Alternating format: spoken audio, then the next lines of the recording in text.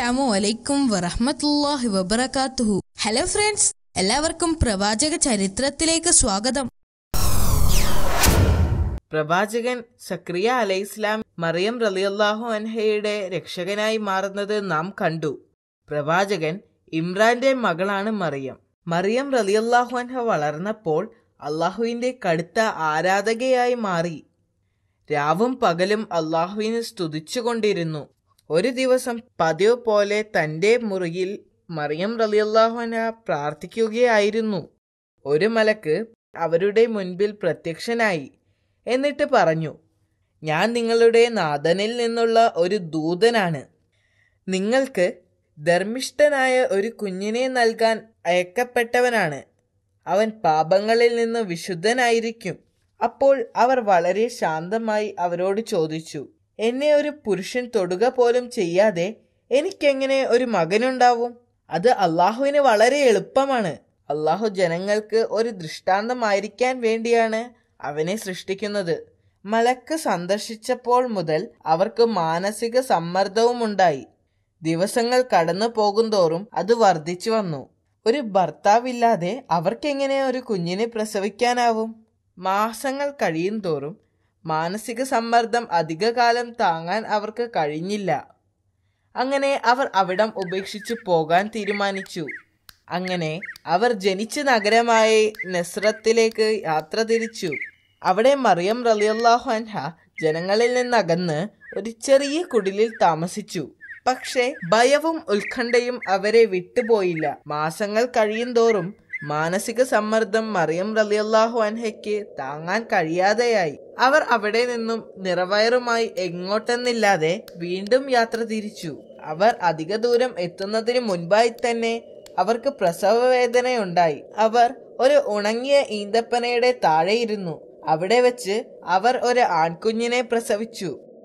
മറിയം റളിയല്ലാഹു അൻഹ ആ കുഞ്ഞിന്റെ മനോഹരമായ മുഖത്തേക്ക് നോക്കിയപ്പോൾ അവർക്ക് വിഷമമുണ്ടായി. പിതാവില്ലാത്ത ഈ കുഞ്ഞിനെ ഞാൻ എങ്ങനെ ഈ ലോകത്തേക്ക് കൊണ്ടുപോകും? പെട്ടെന്ന് ഒരു മലക്കിന്റെ ശബ്ദം കേട്ടു. ദുഃഖിക്കാതിരിക്കുക, ആ ശബ്ദം പറഞ്ഞു. അള്ളാഹു നിങ്ങൾക്ക് താഴെ ഒരു നദി സൃഷ്ടിച്ചിട്ടുണ്ട്. നിങ്ങൾക്ക് മുൻപിലുള്ള ഈ മരം കുലുക്കുക. അപ്പോൾ പാകമായ പഴങ്ങൾ താഴെ വീഴും. അത് കഴിക്കുകയും വെള്ളം കുടിക്കുകയും ചെയ്യുക. അപ്പോൾ നിങ്ങൾക്ക് നഷ്ടപ്പെട്ട ശക്തി തിരിച്ചു കിട്ടും. അള്ളാഹുവിങ്കിൽ നിന്നുള്ള അനുഗ്രഹമാകുന്നു അത്. അവർ പുഴയിൽ നിന്ന് വെള്ളം കുടിക്കുകയും പഴുത്ത ഈന്തപ്പഴങ്ങൾ കഴിക്കുകയും ചെയ്തു. കുറച്ചു കഴിഞ്ഞ് അവർ എഴുന്നേറ്റ് നഗരത്തിലേക്ക് മടങ്ങി പോവാൻ തീരുമാനിച്ചു. എങ്കിലും അവരുടെ മുഖത്ത് ഭയമുണ്ടായിരുന്നു. ജനങ്ങളോട് എന്താണ് പറയുക? അവർ ചിന്തിച്ചു. അപ്പോഴാണ് മറ്റൊരത്ഭുതം സംഭവിച്ചത്.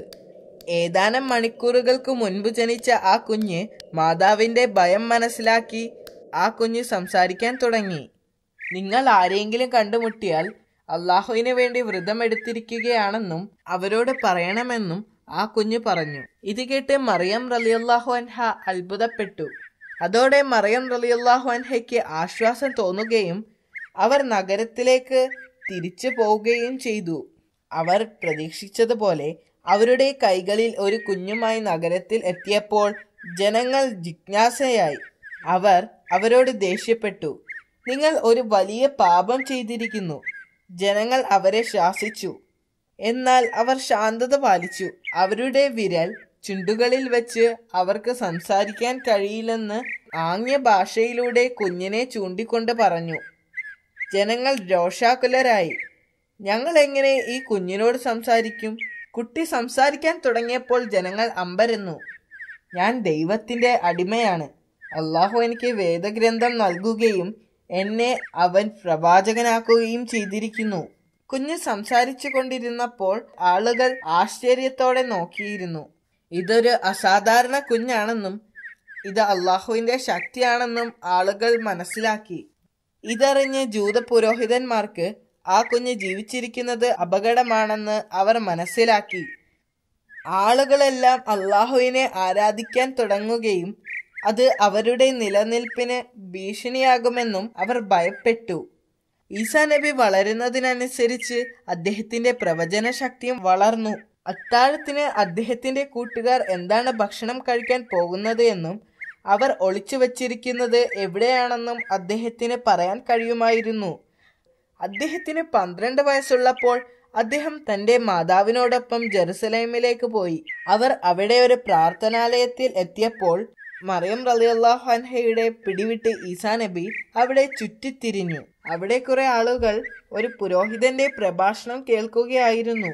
കുറച്ചു നേരം അവരുടെ പ്രഭാഷണം ശ്രദ്ധിച്ച ശേഷം അദ്ദേഹം എഴുന്നേറ്റ് നിന്ന് ചോദ്യങ്ങൾ ചോദിക്കുവാനും അഭിപ്രായങ്ങൾ പറയാനും തുടങ്ങി. പഠിപ്പിച്ചുകൊണ്ടിരുന്ന പുരോഹിതന് അദ്ദേഹത്തിന്റെ ചോദ്യങ്ങളിൽ അസ്വസ്ഥനായി.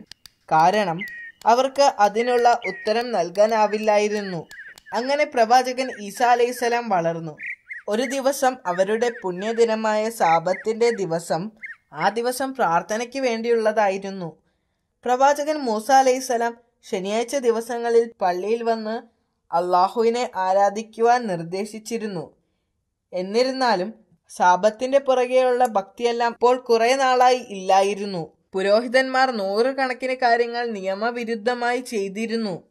മരിക്കാൻ കിടക്കുന്ന ഒരു രോഗി ഡോക്ടറെ വിളിക്കുന്നതും വെളിച്ചത്തിനോ ചൂടിനോ വേണ്ടി തീ കത്തിക്കുന്നതുമെല്ലാം ആ ദിവസം വിലക്കുമായിരുന്നു. പക്ഷേ പ്രവാചകൻ അവരുടെ നിയമങ്ങൾ പാലിച്ചില്ല. ഒരു ദിവസം അദ്ദേഹം പള്ളിയിലേക്ക് പോകുന്ന വഴി വിശക്കുന്ന ഒരു കുട്ടിക്ക് പഴങ്ങൾ പറിച്ചു കൊടുത്തു. ഇത് കണ്ട പുരോഹിതന്മാർ ദേഷ്യം കൊണ്ട് മുഖം ചുളിച്ചു. അത് സാബത്തിന്റെ നിയമത്തിന് എതിരായിരുന്നു.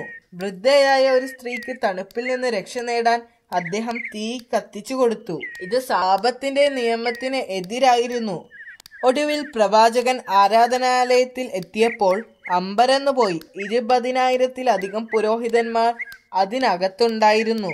എല്ലാവരും ആരാധനാലയത്തിൽ നിന്ന് മാത്രം സമ്പാദിച്ച് ജീവിക്കുന്നവരായിരുന്നു. സന്ദർശകരെക്കാൾ കൂടുതൽ പുരോഹിതന്മാരാണെന്നറിഞ്ഞപ്പോൾ പ്രവാചകൻ അത്ഭുതപ്പെട്ടു. അവിടമാകെ ആടുകളെ കൊണ്ടും പ്രാവുകളെ കൊണ്ടും നിറഞ്ഞിരുന്നു. അത് ജനങ്ങൾക്ക് വിൽക്കാൻ വച്ചിരുന്നതായിരുന്നു. പുറത്ത് ആയിരക്കണക്കിന് ആളുകൾ പട്ടിണി കിടക്കുമ്പോൾ പുരോഹിതന്മാർ ആരാധനാലയത്തിനുള്ളിൽ ധാരാളം സാധനങ്ങൾ യാഗം നടത്തി കത്തിച്ചു കളയുന്നത് എന്തിനാണെന്നോർത്ത് പ്രവാചകൻ വിഷമിച്ചു.